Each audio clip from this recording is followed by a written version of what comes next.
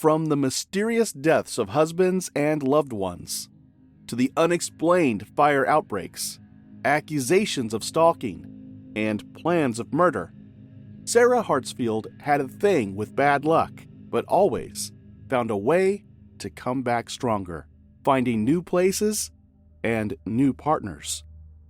But not until the fifth husband had died in what became like a routine murder, and the questions began to pop up. Was it bad luck? Or was there something about Sarah Hartsfield worth uncovering? At the time of this video, Sarah is still under police custody and under investigation. She is innocent until proven otherwise. In early 2023, two individuals who were both residents of Beach City, Texas, a community that saw about 3,000 residents, met on a dating app and decided they were ready to try loving each other. They were 46-year-old Joseph Hartsfield, who was a parole officer in Huntsville, Texas, and 47-year-old Sarah, who was a veteran of the military and now a sergeant first class by rank. After 4 failed marriages, which made Sarah feel like she couldn't be loved, or that the marriage world wasn't hers to bear, Joseph Hartsfield came as an answered prayer to her, and she wasn't letting go of this last chance given to her. This she proved by making Joseph feel like the most special person ever. Sarah had found her ideal man in Joseph, a man who was always there to support her and treated her the way she felt she deserved. 3 months had passed since they met each other, and with their love growing stronger, it was only a matter of time before the pair got married. After which, they moved not so far away from Joseph's family to a house in Beach City. Joseph, who was caught up in love, never got to meet the real Sarah Hartsfield. However, they were about to have their first home chaos, which would later lead to something tragic. On January 7, 2023, at midnight, 911 received a distress call from Sarah, claiming that her husband Joseph had a diabetic crisis. She had tried to revive his dangerously low glucose level with jam juice, but the 46-year-old was unresponsive, prompting the paramedics to transport him immediately to Houston Methodist Hospital. The doctors tried their best to revive Joseph, pumping him with a sizable amount of glucose, but the unresponsive man had multiple reductions in glucose level and had now entered a coma. As the event unfolded, Sarah, who was in a sad state, took to her Facebook to give an update on her husband's medical situation. She claimed he suffered brain damage owing to poor management of his insulin level, which had now led him into a coma. The doctors made a new diagnosis, and Sarah again took to her Facebook to post something that was quite shocking, considering the situation she was going through. She claimed that her husband had suffered a stroke from eating too much junk food, and that friends and relatives who loved him were going to pay the price. Little did she know that the day would come sooner than expected. On January 15, 2023, after allowing his mother to say her goodbyes, and after 8 days in intensive care, Sarah Hartsfield made a very tough decision of taking Joseph off life support. She, however, forbade his siblings from saying their farewells, as according to her, they were mean to her, and Joseph was her husband anyway. In a unique display of humanity, Joseph Hartsfield's organs were donated to charity for those in need, and for this, his wife Sarah made a speech which was covered on video, with Joseph on his deathbed. This video elicited different reactions from the public, who felt indifferent about Sarah's reaction. However, this didn't stop the immediate cremation on February 1st and an obituary announcing his death. In the obituary announcement, Sarah announced his death and the cause of the death to be stroke, while portraying herself as the hero who stood by him all through the time of his unstable health. However, there was something off about this ordeal. The paramedics suspected foul play, and why was this? Sarah Hartsfield was the only person with Joseph that night when this crisis occurred. She claimed that she was asleep when the glucose monitor that Joseph wore made alerts. Also, after discovering he was already unconscious, instead of calling for help immediately, she waited for an additional 1 hour before finally calling for help. And when help had come, paramedics discovered that Joseph's glucose had been dangerously low for about 6 hours. Owing to this, detectives acquired a search warrant in order to search Sarah's apartment in a bid to uncover the mysteries surrounding their suspicions. They found something quite shocking, which contradicted Sarah's statement of what actually happened.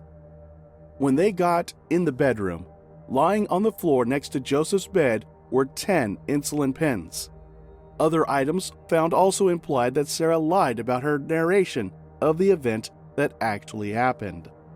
The doctor, however, determined Joseph's cause of death to be a very high level of insulin, which Sarah supposedly administered.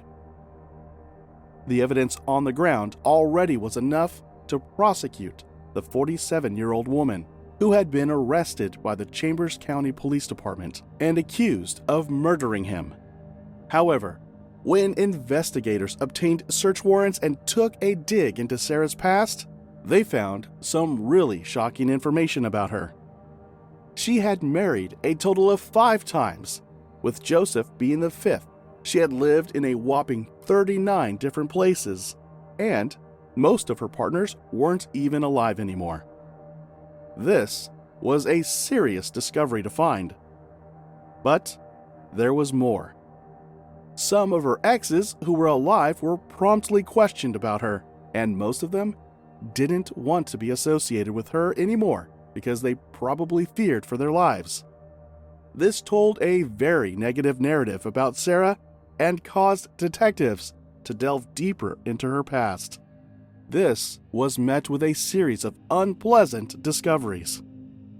Sarah's life was marred with a series of mysterious events, which happened one after the other.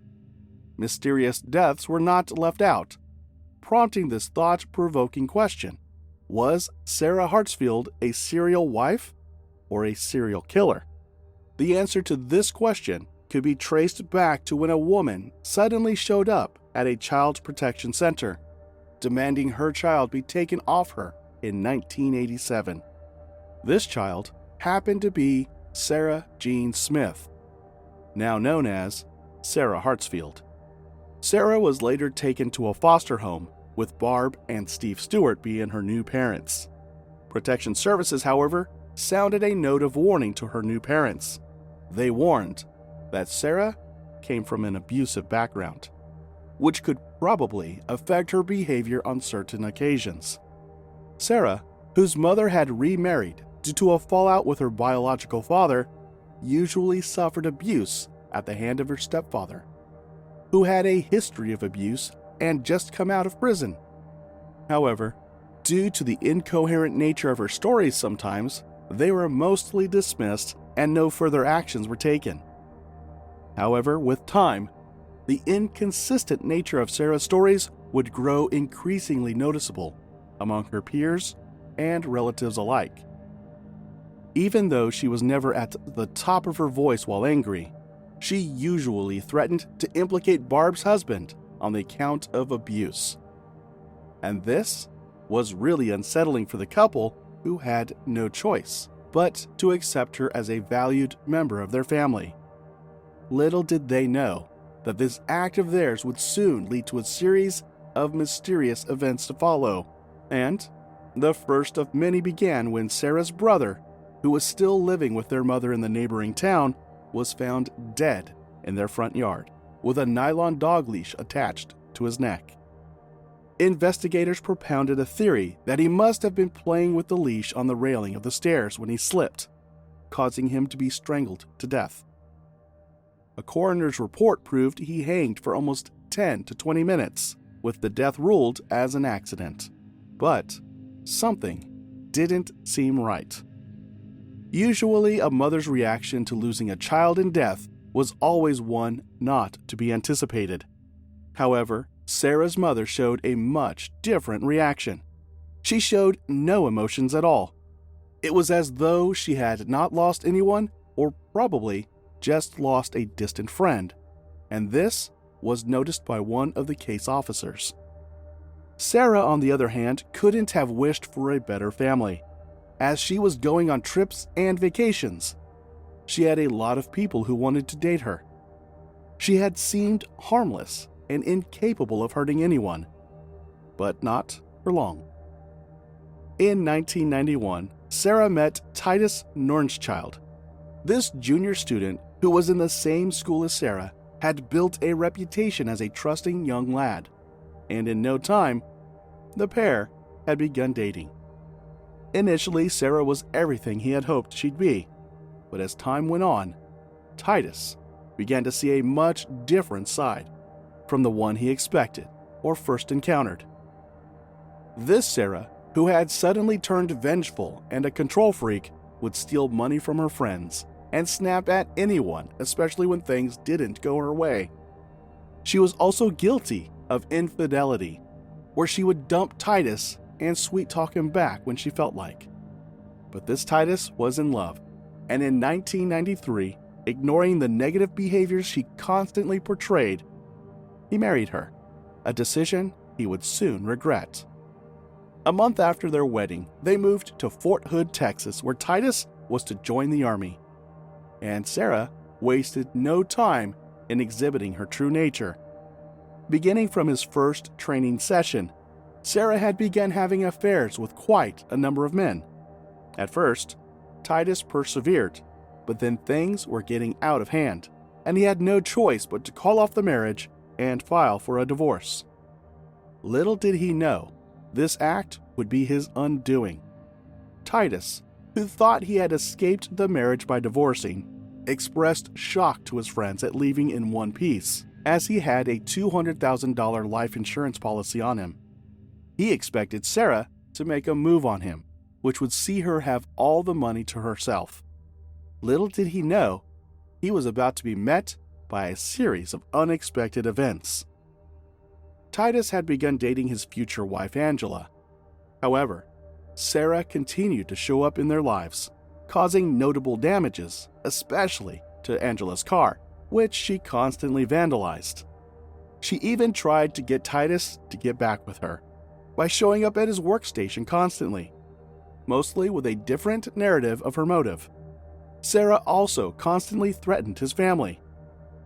Titus and Angela made a move to report to the police authorities. This, however, was met by a stern warning from the police to them that if they continued harassing Sarah, they would be arrested. Sarah had portrayed herself as a victim in the eyes of the police, and manipulation was one of her many talents.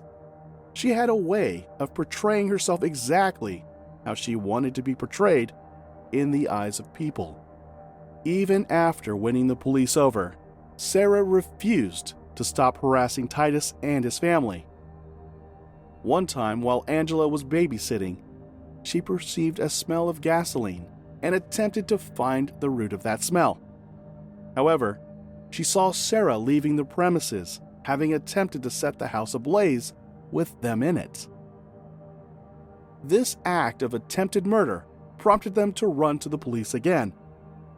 But the police stated that Sarah leaving the scene wasn't evidence enough to indict her on the count of attempted murder.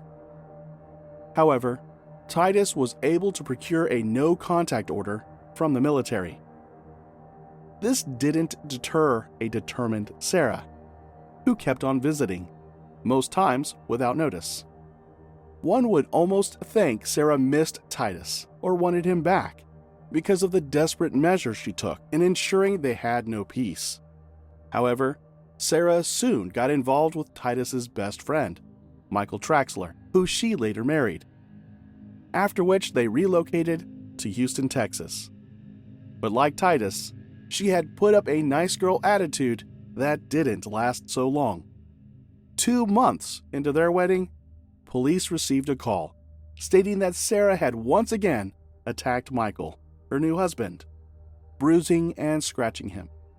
But once again, the case was dismissed, and by the end of the year, Michael had already filed for a divorce.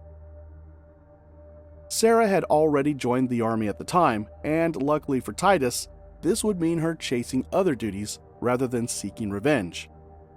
Sarah, who always loved to be in control, didn't have to wait for long before rising through the ranks in the army.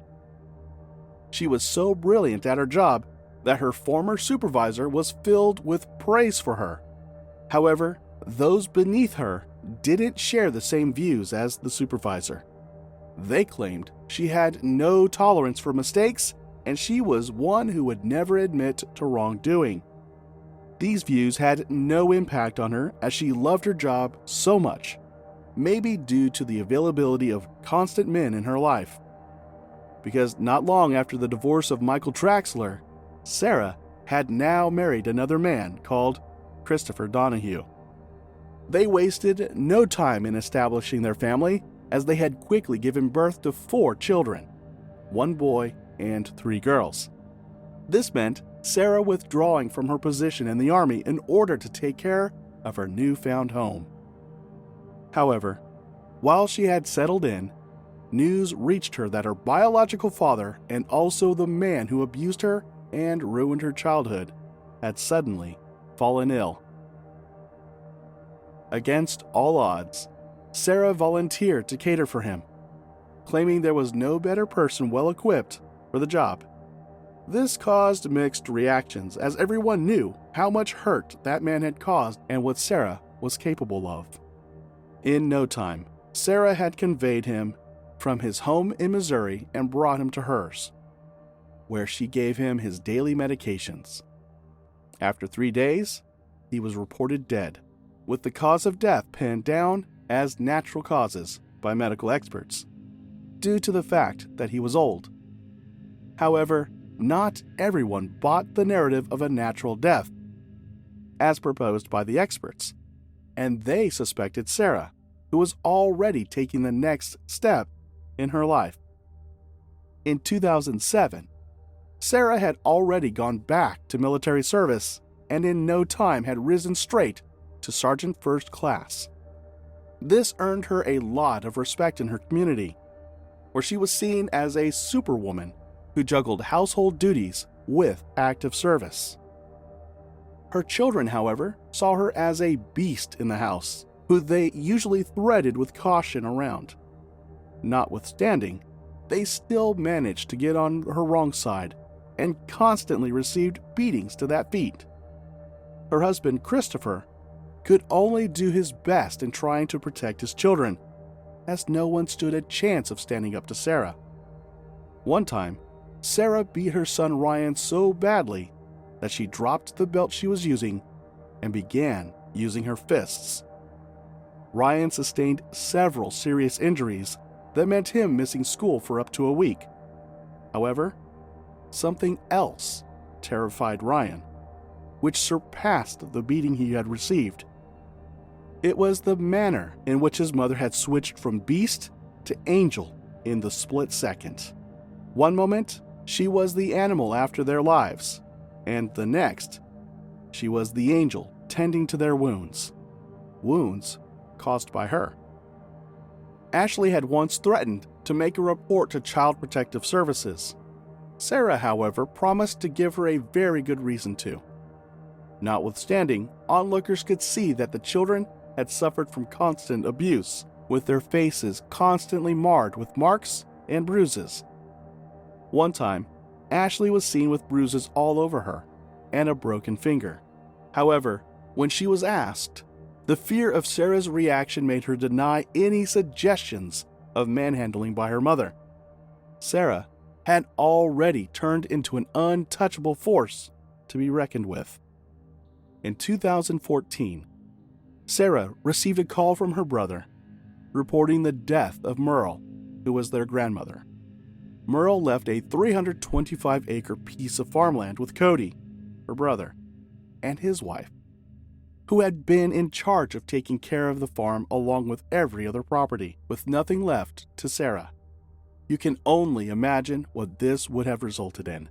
Sarah, who traveled down to Missouri with her whole family, soon learned of this development, and in no time, she had directed a large truck to the house, and she spent all day loading all properties of Merle into that truck, probably to get a reaction or spark outrage from her brother. Cody let his sister have her fun, hoping it would satisfy her and knowing what consequences awaited anyone who dared to stand in Sarah's way. If only that were enough. At 2 a.m., when Cody, his wife, and their 8-year-old nephew were sleeping, they suddenly started perceiving the smell of a thick smoke. Cody wasted no time in checking it out, but by the time he realized his home was set ablaze, it had almost gutted the entire building. He and his family were only able to escape by a whisker, after which they were taken for treatment in the hospital. Cody made an attempt at confronting his sister, but he was too weak and not surprised to say anything to her. He only told her about the failure of her plans, which of course was already evident to her. The cause of the fire was ruled as undetermined, but an experienced fire marshal claimed the details of the lighting were too strategic to have happened by chance. The fire was lit around a place that contained poison ivy, and when Sarah was later interrogated, she had poison ivy on her. Still, no charges against her were made. Their grandmother's funeral came soon enough, and Sarah saw this as an opportunity for a new extramarital affair. It was Brian Altus, her childhood friend. She had bumped into him at the ceremony and made it clear that Christopher and her were to be divorced. Brian, who was quickly swept away, described her as someone who had her way with her words, to the extent that people don't realize when they give in to her advances. She had a way of making her targets feel very special. Sarah, however, showed Brian her true identity whenever he didn't reply to her messages on time. It was almost as though the world was about to let loose, and Brian had already gotten fed up with her, but she wasn't. Brian went as far as getting a restraining order, but Sarah responded by saying she was pregnant. They eventually agreed to meet at her house, but while they were at it, another fight broke out, and Sarah left to use Brian's bathroom. This made him feel unsettled, considering Sarah's reputation. However, he wasn't wrong. As Brian headed to celebrate at a bar, a call came in reporting that his home had been set ablaze. The cause of the fire? It was ruled as faulty wiring. However, Brian knew Sarah's capabilities and soon related his ordeal to his friends and family, after merely escaping with his life. However, the next person was not so lucky. How Sarah, even with her ill character, managed to meet new love interests over and over again remained a mystery unsolved. Her next victim happened to be a 43-year-old Army veteran named David Bragg, who she ran into at Fort Hood. They happened to charm each other into a secret love affair, and with Christopher stationed in South Korea, the coast was all clear. Sarah wasted no time in moving Bragg into her home, giving him a spare room and lying to her children that he was just a friend.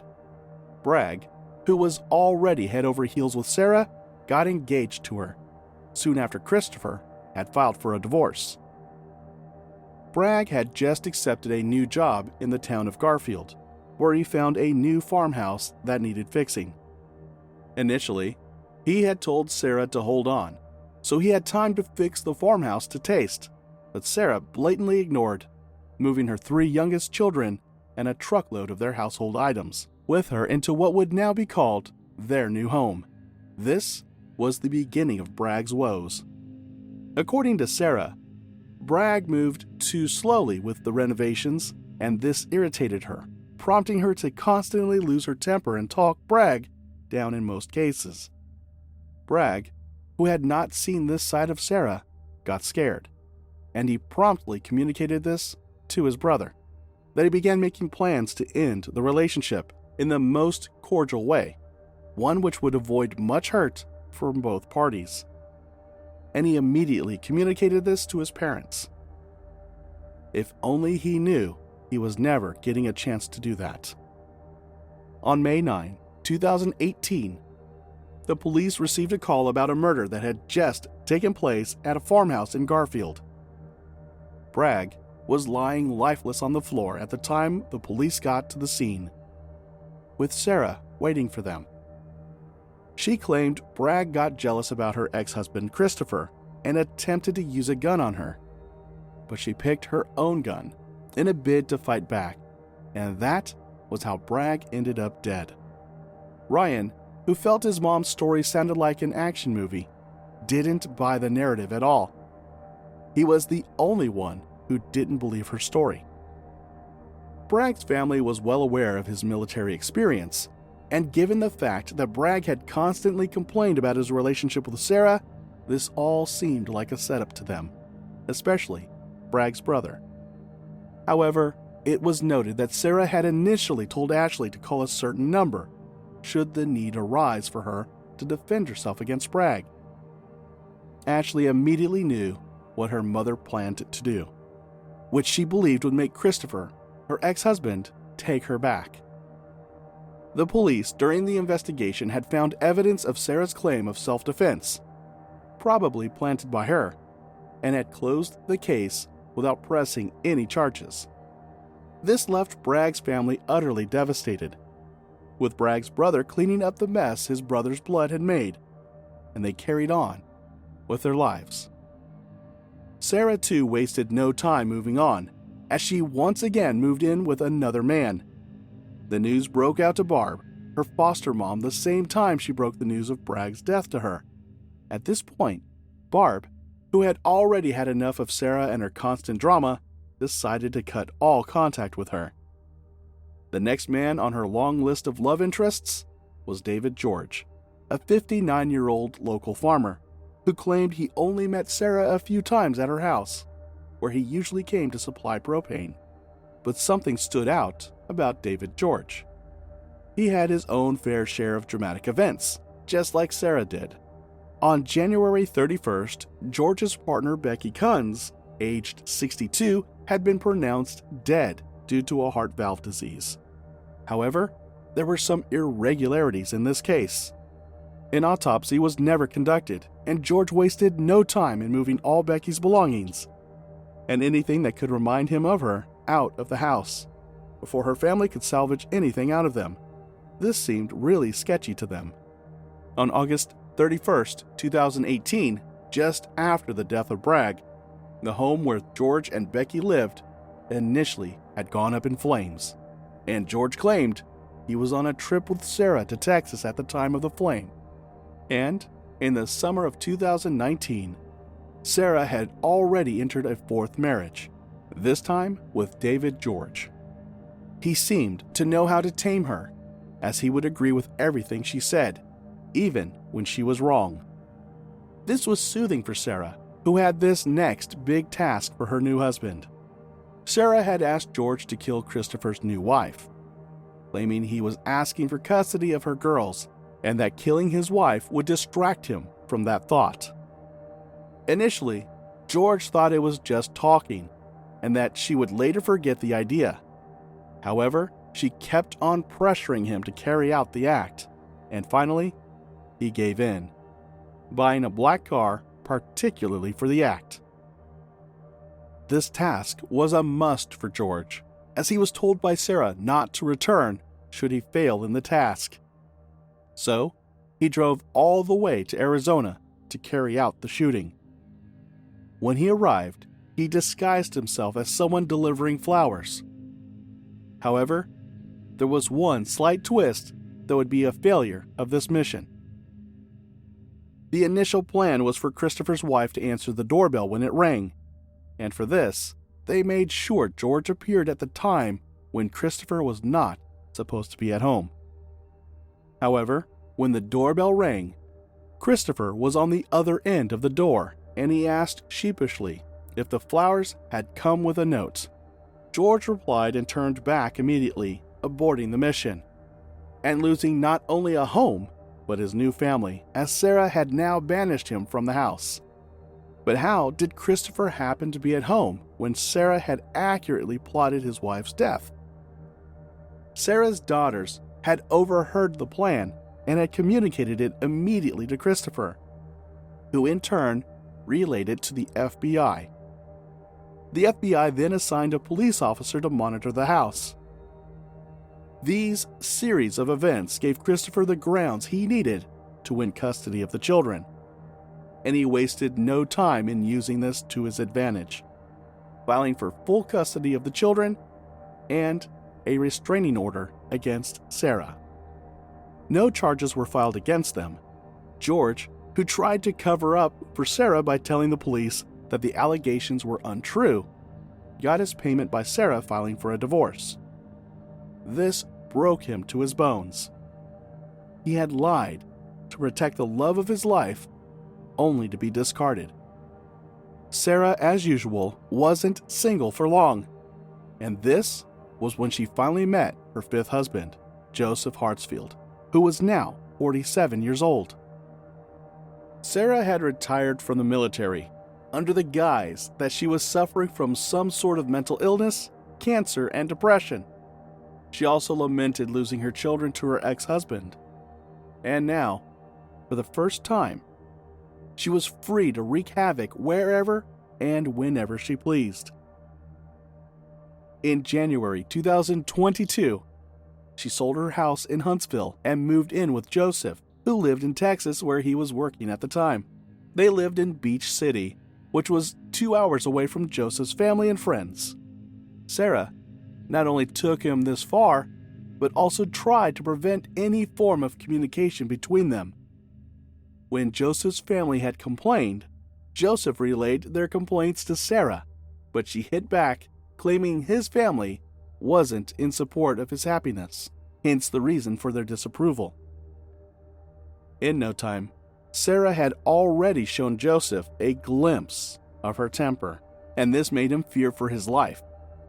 He went to work earlier than normal and found any slight reason to stay back at work so as to avoid unnecessary contact with her. He expressed his fear to his mom, claiming he couldn't do the marriage anymore if she was going to keep driving him crazy. Sarah, in her own part, was writing messages to some of her friends, complaining about Joseph not eating and making a mess. She also accused him of being irresponsible and a mommy's boy.